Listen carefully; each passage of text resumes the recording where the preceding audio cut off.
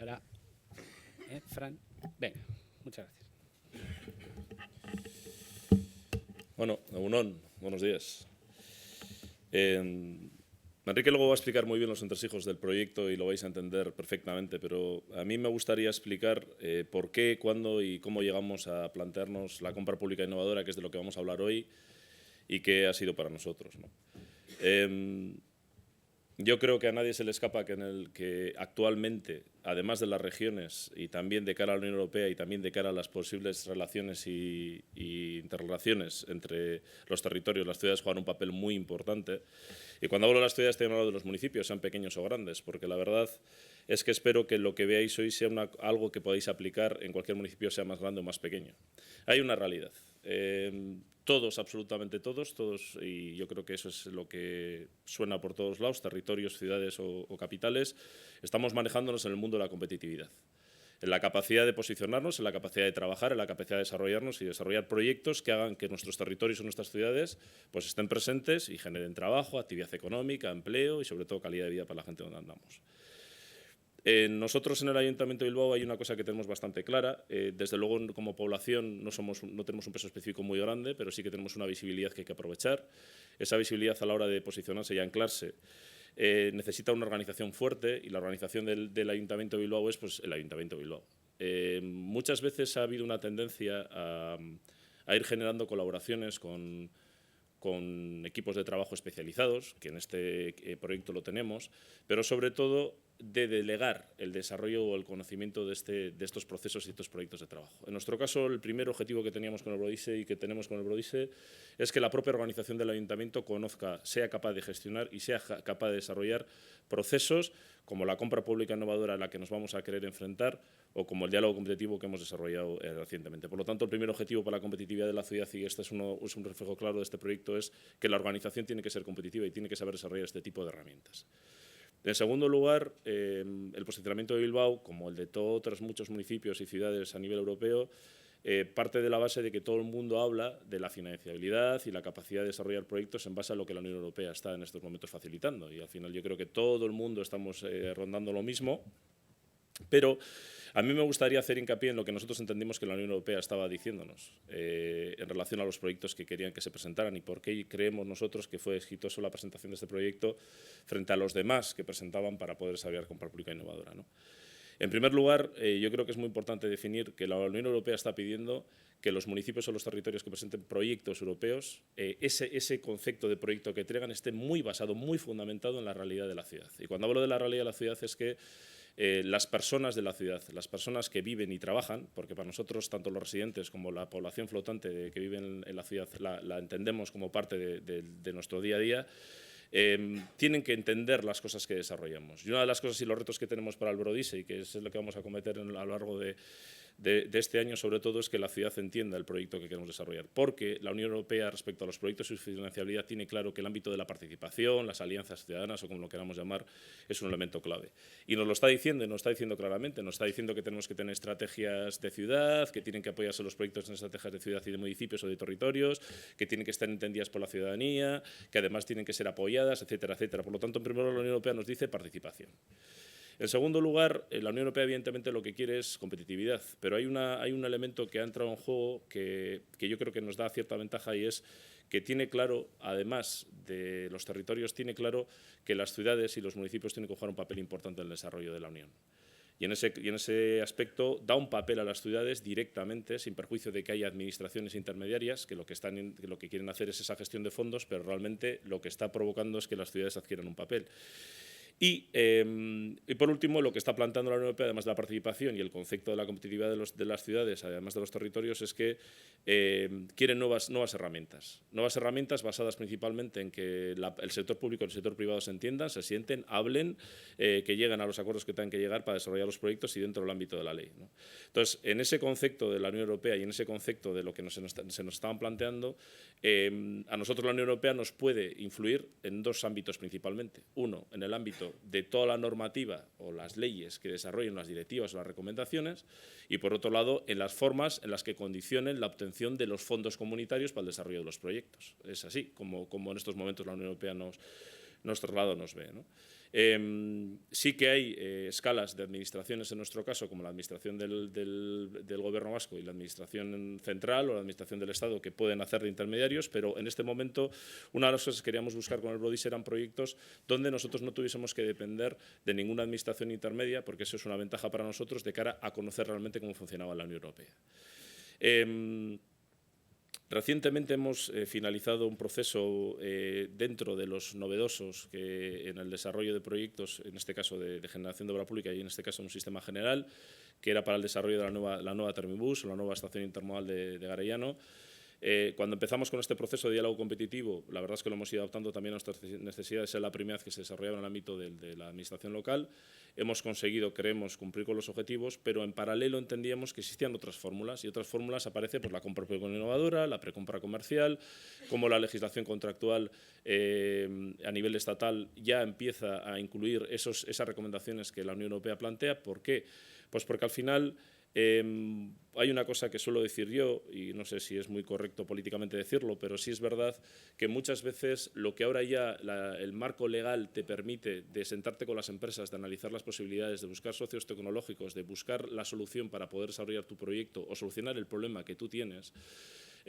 antes no estaba tan recogido explícitamente y también se hacía, y ahora lo que te permite es hacerlo explícitamente y hacerlo bien. Y eso es una oportunidad para todos en concreto. No, sin hacer de menos, por supuesto, a los socios tecnológicos en el desarrollo de los proyectos, pero sí que no ya necesitamos esos intermediarios para esas reuniones, sino que directamente las administraciones, y en este caso los locales, podemos ser competitivos en eso, ¿no? Entonces, cuando nos propusimos, y ya voy a acabar, cuando nos propusimos el concepto de la compra pública innovadora para el desarrollo del Brodisio, cuando fue la convocatoria y cuando hicimos, me gustaría explicar por qué al final nos decidimos por esto y por qué por la compra pública innovadora. Nosotros tenemos un gran proyecto de ciudad, no es el único, pero sí es de los grandes, de los nadantes o los buques insignia, que evidentemente es el desarrollo de nuestra isla, de Zorrozarri, y además lo tenemos compartido con el Gobierno y con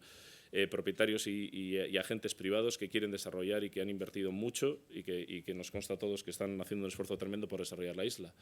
Pero sí es verdad que tenemos un hándicap importante, porque esa isla tiene unos antecedentes en el desarrollo de la actividad industrial y en este caso empresarial, y por lo tanto tiene una serie de gestión de pasivo medioambiental importante. Por otro lado, a nadie se le escapa que el desarrollo de estos proyectos no son fáciles. No voy a entrar en las decisiones sobre los brownfields y sobre los antiguos suelos industriales, pero sí es verdad que ese pasivo medioambiental es otro elemento a tener en cuenta en el desarrollo de una isla que ya de por sí, para el desarrollo privado y público-privado que desarrolla esa isla, pues tiene sus variables que hay que solucionar, de financiabilidad, etcétera, ¿no? Pero también nos encontramos que el desarrollo de esa isla no es para mañana. Tardará 10 años, tardará 15, lo que tenga que tardar. Todo el desarrollo y todo el proyecto que nosotros hemos trabajado conjuntamente a nivel interinstitucional y desde la Junta de Concertación, pero hay un elemento importante, era que todos los pasos que se puedan dar para la gestión de ese pasivo medioambiental que tenemos en ese suelo eran muy importantes. Por otro lado, esa parte de la isla, o de Zorrozarri, de la península actual, que será isla en breve, también para mucha parte de la ciudad, y el concepto del proyecto era un concepto que no era visible, que no se veía. O sea, sí saben que es el proyecto, pero no es algo por donde la gente pasea, anda y ve e intenta ver lo que es el terreno o lo que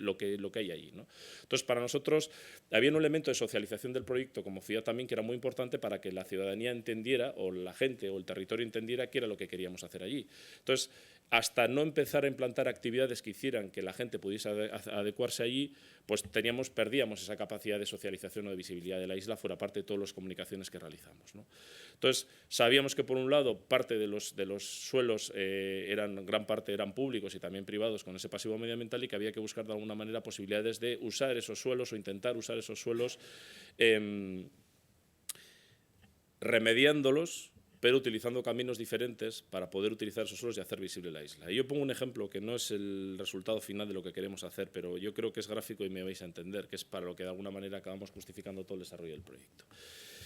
Nosotros, como ciudad visible, como ciudad con capacidad atractiva, pues a lo largo de estos años y todavía pues, se han ido proponiendo para implantar en la ciudad diferentes cosas que están ya implantadas en otras ciudades, y que al final, pues esto, como decía un compañero que ya no está con nosotros en el área, decía que todo está inventado, y es la verdad, todo está inventado, ¿no? O sea, nadie inventa algo de repente, sino casi todo está inventado. Y una cosa era pues, la noria, el globo, este tipo de situaciones que al final eran actividades actividades que, sin entrar en la discusión y en el juicio que no me corresponde, por supuesto, de si eran adecuadas o no adecuadas la implantación de eso, en una ciudad como Bilbao muy consolidada, donde no hay suelo, de realmente coger e implantar una noria de unas características determinadas en un espacio central de la ciudad era un elemento difícil de gestionar. Y era un elemento difícil de gestionar pues porque donde la pusieras donde la pusieras, efectivamente a alguien le iba a afectar. Entonces, teníamos esas cosas que al final teníamos que probar a ver si la ciudad entendía que podía ser una parte de su imaginario y luego de su realidad. Teníamos unos suelos, teníamos una legislación medioambiental garantista, efectiva, respecto a cuál es el tratamiento y los usos que tiene que tener ese pasivo medioambiental y cómo hacerlo y utilizarlo. Y luego teníamos la necesidad, entre comillas, y ese era un poco el objetivo, de cómo podíamos ir tratando esos suelos, cómo podemos tratar esos suelos sin andar moviéndolos para entendernos, ¿vale? Pero usándolos para colocar este tipo de situaciones, que al final es un precario durante X tiempo y que puede estar allí, y que nos permitiría ir remediando el suelo, pero a la vez utilizando y introduciendo actividades dentro de la isla que pudiese hacer que la gente ya se empezase a familiarizar con esto. Era como un mare magnum de objetivos que pretendíamos, ¿no? Esto, que es muy diálogo, es muy imaginario, fue la base en nuestro proyecto de presentación del Brodise, donde otra cosa que nos pide la Unión Europea, casi siempre los proyectos que seamos súper concretos, o sea, que realmente sirva para algo lo que vayamos a hacer. Entonces, el hecho de que tuviésemos suelos con pasivo ambiental, que quisiéramos socializarlos o darles usos temporales o en precario, que permitiéramos llegar a acuerdos incluso con algunos privados o públicos para remediar eso mientras lo estamos usando con ese tipo de instalaciones, pues es que nos puso en la pista de que teníamos que saber cómo estaba el estado del arte respecto a la remediación del pasivo ambiental, que algo habíamos aprendido con el tema de Zorro-Zaurre, pero sobre todo qué herramientas podíamos desarrollar para conseguir patentes, como solemos decir nosotros, dentro de ese concepto de territorios inteligentes, pero conceptos de patentes o desarrollos o productos más allá de los que existen para remediar la isla, ¿no?